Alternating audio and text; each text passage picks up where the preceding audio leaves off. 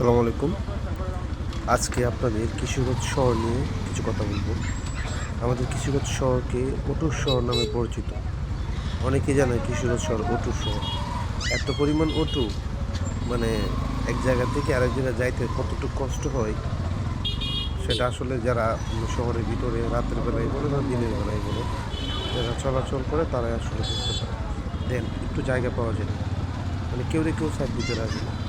আর এত পরিমাণ অটু, অটুর জন্য তো নড়াই যায় না। আপনি প্রচুর অটো। একটা অটোর মধ্যে কোনো অটোতে দেখবেন না যে ফুল যাত্রী আছে। হয়তো একেক অটোতে ২ জন ৩ জন এরকম করে লোক থাকে। মানে এরকম হয়ে গেছে বিষয়টা যে আ একেকটা অটোতে একেকটা অটো একদম কিনে নিছে। এরকম একটা অবস্থা প্রাইভেট করার মতো আরকি। যে ব্যক্তিগত অটো নিয়ে রাস্তায় বের হইছে, এত পরিমাণ অটো। সাধারণ আপনার কালীবাড়ি মোড় থেকে শহীদ মসজিদের সামনে যাইতে অন্তত ১০ মিনিট সময় লাগে।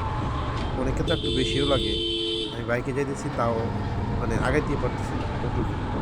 মাঝে একটু গ্যাপ পাই। কিন্তু অটোগুলো এরকম হঠাৎ করে দেখবেন ভিতরে ইয়াতে দেয়। একটু ইয়া পাইলেই মাথাটা সামনে বাড়ায় দেয়। পিছনে কেউ আছে নাকি একটুও দেখে না, আবার দেখার চেষ্টা করে না। মনে হয় রাস্তা দেখেন। মানে ওর ইচ্ছে হয়েছে ও ঢুকায় দিচ্ছে সামনে থেকে। খুব একটা ঝামেলা হয় চলাফেরা করতে। আর স্পেশালি আজকে শুক্রবার, তারপরেও এত ব্যস্ততা। শুক্রবারে স্পেশালি আপনার এই যে বায়ান কি কাণ্ড দেখছেন? মন চাইছে আর রাইট সাইডে ঢুকায় দিছে।